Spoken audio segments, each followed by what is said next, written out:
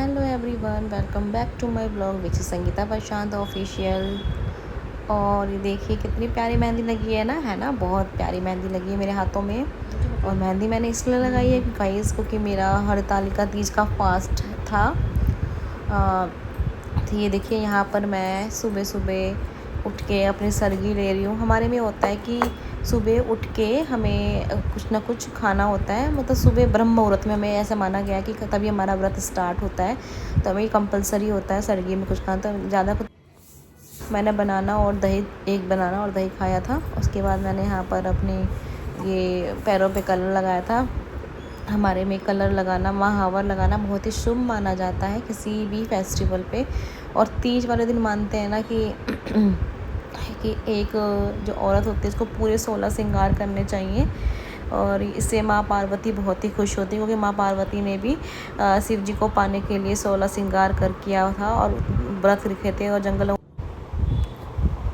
इस कहानी में जो तीज होती है, तीज हमारे में जो होता है उसकी कहानी का यही होता है कि जो माँ पार्वती ने लाखों साल तपस्या करके कठोर जंगलों में तपस्या करके अब शिव जी को प्राप्त किया था। शिव जी तभी प्रसन्न हुए थे कि भाई ये जंगलों में भी रहकर मुझे मेरे साथ रहने के लिए तैयार है और उसे किसी चीज़ का डर नहीं है।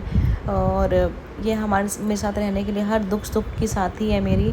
तो वो आकर उनके सामने प्रकट हुए और उनसे उनकी इच्छा पूछी कि तुम क्या मांगना चाहते हो, तुम इस तरह से क्यों जंगलों में रह रही हो, क्यों इस तरह से तपस्या कर रही हो। तो उन्होंने कहा मेरा तपस्या करने का एक ही उद्देश्य है कि मैं सिर्फ़ और सिर्फ आपको अपना पति रूप मान चुकी हूँ। तो मुझे सिर्फ पति के रूप में आप ही चाहिए। और मेरे पिताजी ने मेरा विवाह जो है विष्णु जी के साथ तय कर दिया, लेकिन मैंने मन ही मन में आपको ही अपना पति मान लिया और इसीलिए मैं ये तपस्या कर रही हूँ कि आप मुझे मिल जाएं। तो इस बात से वो खुश होकर उन्होंने कहा कि ठीक है तथास्तु। और फिर उसके बाद उन्होंने उनके पिताजी से उनका हाथ मांगा और उनके पिताजी भी तैयार हो गए। फिर गाजे बाजे के साथ उनकी शादी हुई। तभी से ये जो तीज का जो ये व्रत है मनाया जाता है कि एक पत्नी जो है वो किसी भी स्थिति में अपने हस्बैंड पे आँच नहीं आने देगी और वो ऐसे ही उपवास करके और भगवान माँ पार्वती को खुश करके अपने पति की लंबी आयु के लिए व्रत स्टार्ट करती है। तो इसमें जो होता है हमें 24 घंटे निर्जल व्रत रखना पड़ता है। और नेक्स्ट डे जब मुहूर्त पारण का समय होता है 5-6 बजे, तब जाके वो अपना व्रत खोलती है। और सुबह 8 बजे के बाद वो अपना नहा धो के साफ़ कपड़े पहन के फिर अपना कुछ खाना वाना खा सकती है वो। और फिर उसके बाद यहाँ पर मैं बता रही हूँ कि मेरा व्रत स्टार्ट हो गया है और सभी को मैं ब्लेसिंग दे रही हूँ कि सबको हरतालिका तीज की बहुत बहुत शुभकामनाएं। और सारी जो स्त्रियां हैं इस दिन बहुत सुंदर से सजें, अपने आप को सजाएं, क्योंकि साल में एक ही बार तो ये आता है। और मेरा मानना है कि सभी लेडीज़ को खूब सजना और संवरना चाहिए। मुझे तो भाई पर्सनली बहुत पसंद है सजना और भर भर के तैयार होना, मुझे बहुत अच्छा लगता है। तो मैं सभी से यही कहना चाहती हूँ कि सब भर भर के मेहंदी लगवाएं, पूरे 16 श्रृंगार करें और नई नई साड़ियाँ पहने। और ये हम लेडीज़ का राइट भी बनता है, क्यों लेडीज़ है ना। तो अब ये देखिए मैं कैमरा सेट कर रही हूँ, अपनी मेहंदी दिखा रही हूँ। मेहंदी मेरी बहुत ही प्यारी लगी हुई थी।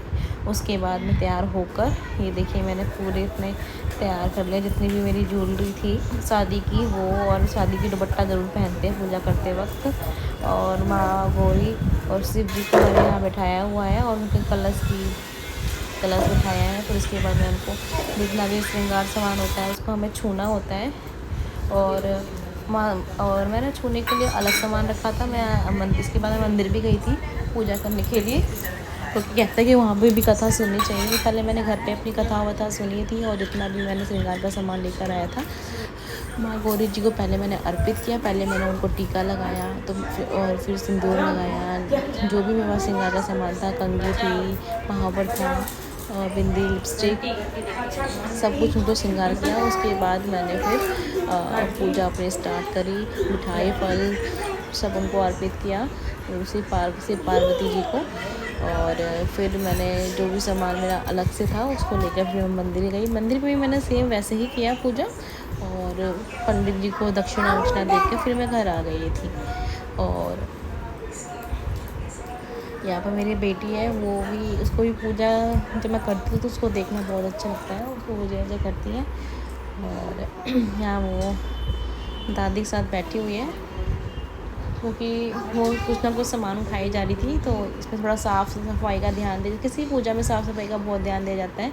तो बच्चों को सिखाना हमारा फ़र्ज़ है कि कैसे आपको बिहेव करना है, तो इसलिए उसकी दादी उसको लेकर बैठी हुई थी। और देखिए यहाँ पर मैं सेम वैसे उनको गठबंधन किया मैंने उनका कलावा से पार्वती माता का। एंड यहाँ पर मेरी जेठानी बैठी हुई थी।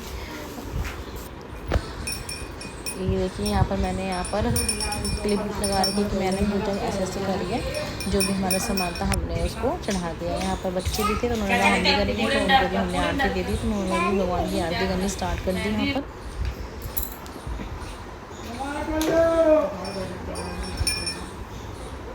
पर ये देखिए मेरी बच्ची है, सारे एक्साइटेड थे पूजा करने के लिए कि मम्मा क्या कर रही हैं, तो इसलिए ये लोग भी बहुत ही इसमें इंगेज थे। मेरी बेटी भी आ गई, उसने कहा मम्मा मुझे करनी है, तो हमने कहा कि जब आप सिस्टर वो चलो। यहाँ पर मैं कुछ वीडियो बना रही थी या फ़ोटो क्लिक कर रही थी, और यहाँ पर अब मुझे मंदिर जाना था, तो मैंने मेरे बिचवा ये जो निकल जा रहा था, तो मेरे हस्बैंड का लाओ मैप बना देता हूँ ठीक से, तो वो मुझे बना रहे थे। और मैं बहुत ही थैंकफुल हूँ, मेरे हस्बैंड हमेशा बहुत ही हेल्प करते हैं मुझे रेडी होने में, मेरी पूजा में, मुझे किसी भी काम में मेरे हस्बैंड बहुत ही हेल्पिंग है।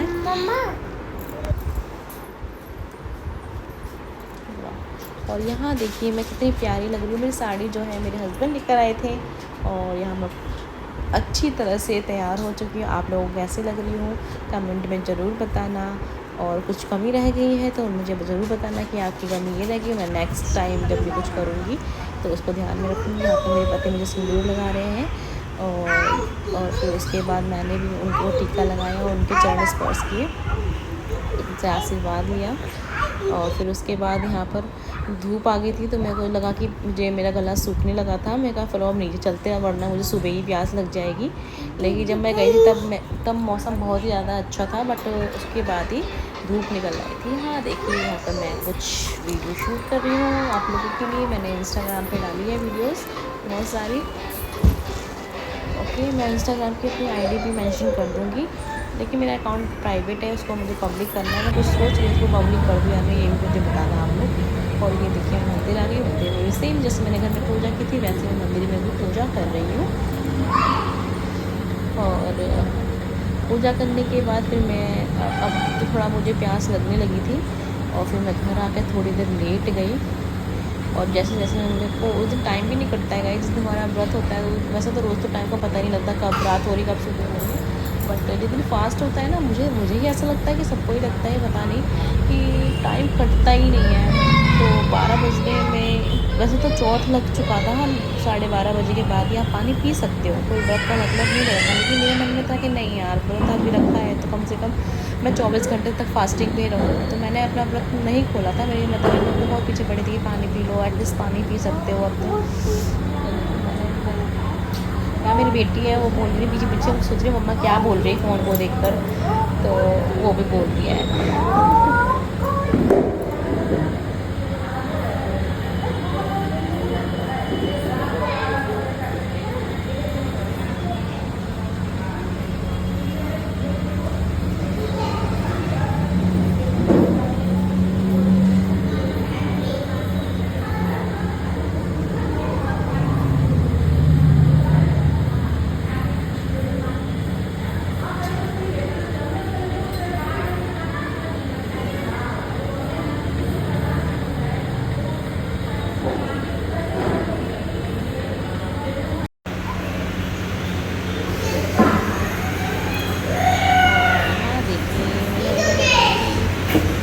एक वीडियो बना देता हूँ, तो मैंने कहा कि पहले मैं पूजा कर लूँ।